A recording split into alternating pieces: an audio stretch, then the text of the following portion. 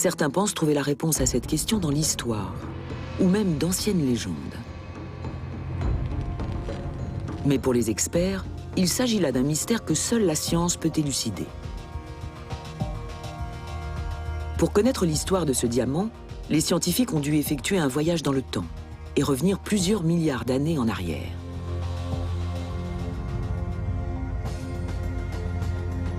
Le diamant Hope s'est formé à environ 160 km en dessous de la surface de la Terre, dans la couche du manteau supérieur. Comme tous les diamants, il est né d'une accumulation d'atomes de carbone qui, sous l'effet d'une forte pression et de la chaleur, se sont soudés les uns aux autres pour former une structure cristalline très dense.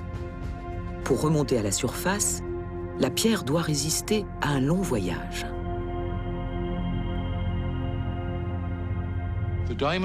Le diamant est une sorte de passager clandestin. Il voyage avec la lave liquide qui se ferait un chemin vers le haut et finit par jaillir à la surface de la Terre. L'éruption est très violente. La lave remonte à la surface de la Terre en quelques heures. Les diamants voyagent donc à une vitesse de 65 km/h, ce qui peut facilement les détruire. S'ils sont trop lents, ils deviennent du graphite.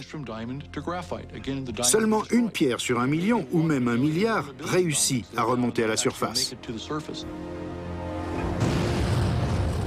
Une fois à la surface, la roche refroidit et se solidifie autour du diamant.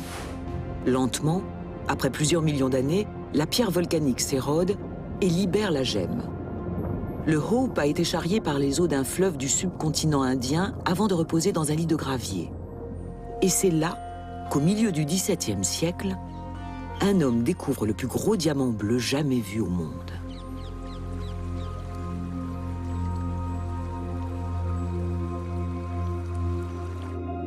Commence alors pour le Hope un autre voyage. Un périple au cours duquel il deviendra une énigme pour les historiens et les scientifiques. Un parcours durant lequel le mystère autour de sa malédiction légendaire s'épaissira au fil des ans. Le grand public n'entendra parler de cette malédiction qu'au début du XXe siècle. À l'époque, l'histoire fait grand bruit et captive les foules. Elle se cristallise autour d'une célèbre héritière américaine, Evelyn Walsh McLean. Nous sommes en 1910. En vacances à Paris, Evelyn et son mari reçoivent la visite de l'un des plus fameux joailliers du monde, Pierre Cartier, un homme constamment à la recherche de clients fortunés. Cartier a une histoire fantastique à leur raconter. Il vient d'acheter un diamant d'une couleur, d'une taille et d'une beauté sans pareille. Une pierre avec une histoire qui fait froid dans le dos.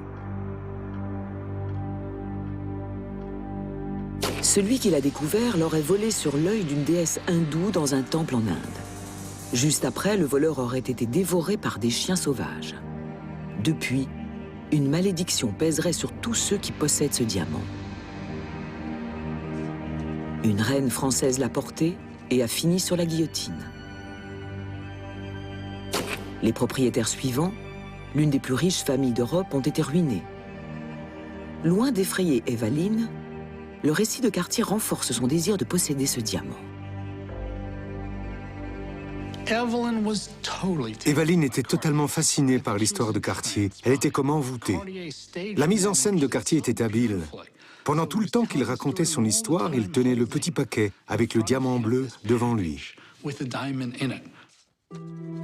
Pour Cartier, Evelyn est une belle prise. Tous deux concluent un accord. Evelyn achète le diamant pour 180 000 $, ce qui représenterait plusieurs millions d'euros aujourd'hui, mais à une condition. Si la famille est frappée par la légendaire malédiction dans les 6 prochains mois, Cartier s'engage à la rembourser. Evelyn adore son diamant.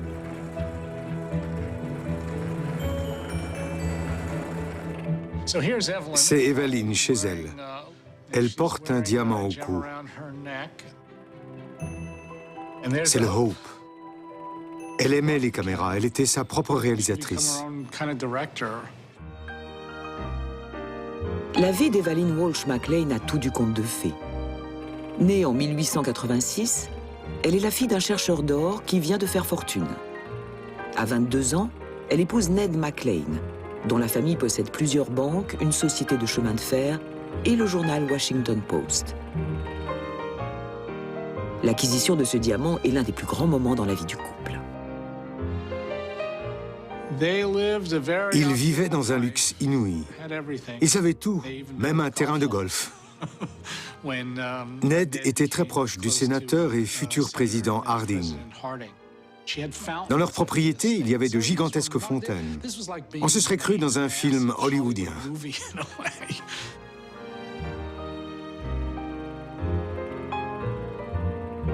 Evaline possédait plusieurs résidences. La plus grande, encore intacte à ce jour, est une maison de maître qui était autrefois la plus chère de Washington. Elle abrite aujourd'hui l'ambassade d'Indonésie. Joseph Gregory, l'arrière-petit-fils d'Evaline, est venu la visiter.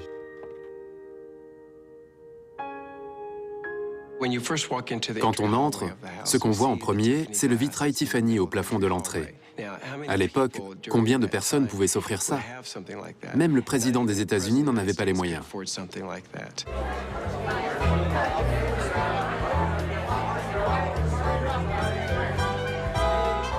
Evaline était l'hôtesse la plus célèbre de Washington. Elle invitait des centaines de personnes à des fêtes où la musique était assurée par le Metropolitan Opera de New York, qui venait tout spécialement à Washington. Pour ses soirées et ses réceptions, Evaline faisait importer des fleurs d'Europe. Elle était incroyable et elle dépensait des fortunes pour ses fêtes.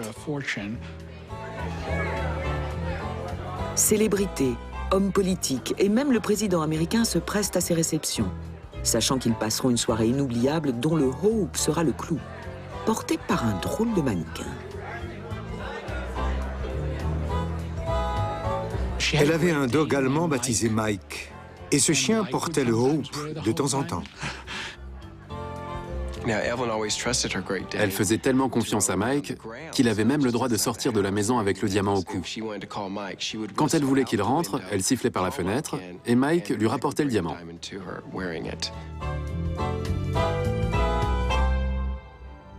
Evaline ne croyait pas que la malédiction du diamant pouvait la frapper. Mais près de 10 ans après avoir vu le Hope pour la première fois, sa vie de rêve se brise. La famille est frappée par une série de décès et de catastrophes qui renforcent l'idée d'une malédiction dans l'imagination du public. Le Hope aurait-il vraiment des pouvoirs étranges, voire surnaturels? La mystérieuse luminescence rouge découverte par les scientifiques dans les années 60 y serait-elle pour quelque chose?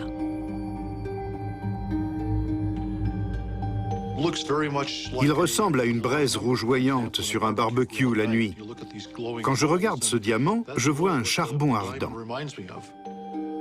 Les experts envisagent alors une expérience audacieuse pour expliquer scientifiquement le mystère du rougeoiement du Hope. Mais si certains s'en remettent à la science pour établir la vérité sur le Hope, d'autres préfèrent se pencher sur son histoire. La difficulté étant de faire le tri entre les faits avérés et la légende. Une chose est sûre. Au milieu du XVIIe siècle, un explorateur français nommé Jean-Baptiste Tavernier se rend dans un ancien royaume indien à la recherche de pierres précieuses. L'Inde est alors le seul pays où des diamants aient été découverts. L'historien Omar Khalidi a étudié de près le récit de Tavernier, qui se situe à un endroit nommé Golconde. L'objectif de Tavernier était d'acheter des diamants pour le roi et les nobles de France. Tavernier raconte avoir visité un temple abritant une idole, une déesse hindoue. La grande idole qui est sur l'autel du cœur a 2 diamants pour ses yeux, le moindre de ces diamants étant d'environ 40 carats. Tavernier raconte comment un joaillier de la région aurait été châtié pour avoir extrait le diamant de l'œil de la statue. Comme il voulut sortir, le voleur mourut sur la porte, et l'idole fit ce miracle pour la punition de son sacrilège. Beaucoup d'Indiens croyaient que les diamants possédaient certaines qualités en fonction de leur couleur. Certaines couleurs signalaient le danger.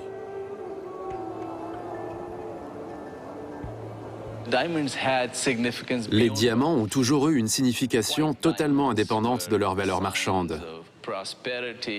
Les diamants blancs symbolisaient la prospérité. Les rouges étaient associés au courage, alors que les bleus étaient liés au malheur, au mauvais présage, à la malchance. Le 6 décembre 1668, Tavernier arrive à la cour de Versailles avec un énorme diamant bleu dans ses bagages. Le client de Tavernier est le monarque le plus resplendissant d'Europe, Louis XIV. Les diamants arrivent à point nommé pour cet homme qui se fait appeler le roi Soleil. Sous le règne de Louis XIV, cette pièce était baignée de lumière. Elle venait des fenêtres, des miroirs, des bougies, des meubles en argent et du roi lui-même, des pierres précieuses qu'il portait. La galerie des glaces à Versailles était le centre de l'univers de Louis XIV. Elle contenait 357 miroirs dans lesquels les bougies se reflétaient et produisaient plus de lumière qu'on n'en avait jamais vu de nuit auparavant. À l'époque, c'était la pièce la mieux éclairée de l'histoire. Louis XIV est l'homme le plus riche de son temps. Son goût pour les diamants attise celui de ses contemporains dans le monde entier. Louis XIV a en quelque sorte créé le marché du diamant. Jusqu'alors, le bijou que tout le monde voulait, c'était la perle. Les perles étaient à la mode. Et puis, Tavernier est arrivé d'Inde avec ses magnifiques nouvelles pierres, et Louis en acheta immédiatement 40 grosses et 1200 petites. Il les fit tailler, et dès qu'il se mit à les porter, tout le monde voulut en avoir. Cette nouvelle mode fait la fortune de Tavernier, qui amasse des millions grâce à ses pierres venues d'Inde. Le plus convoité de tous est le préféré de Louis XIV, un énorme diamant bleu de 115 carats.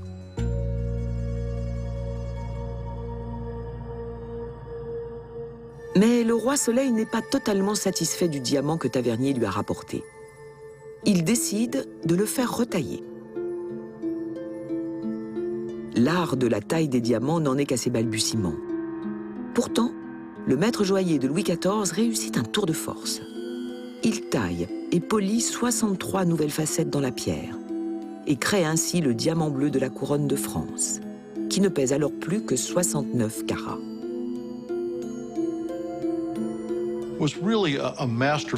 C'était un chef-d'œuvre. Compte tenu des outils dont on disposait alors, on imagine à quel point ce travail a été long et délicat. Mais le résultat final fit l'unanimité, ou presque. C'était le plus beau diamant du monde. Inclus dans l'insigne de l'ordre de la Toison d'Or, le diamant bleu fait partie des joyaux de la couronne de France pendant 40 ans. Mais la fin du XVIIIe siècle annonce également celle de la monarchie française. Et le bleu de France ne portera pas chance à la reine Marie-Antoinette. Marie-Antoinette adorait les diamants, tout comme Louis XIV. Elle n'en avait jamais assez. Cette passion lui a valu beaucoup de critiques. On lui reprochait d'être trop dépensière, de trop aimer le jeu et les fêtes. En juillet 1789, la colère du peuple tourne à la Révolution, contre Louis XVI et la reine amatrice de diamants.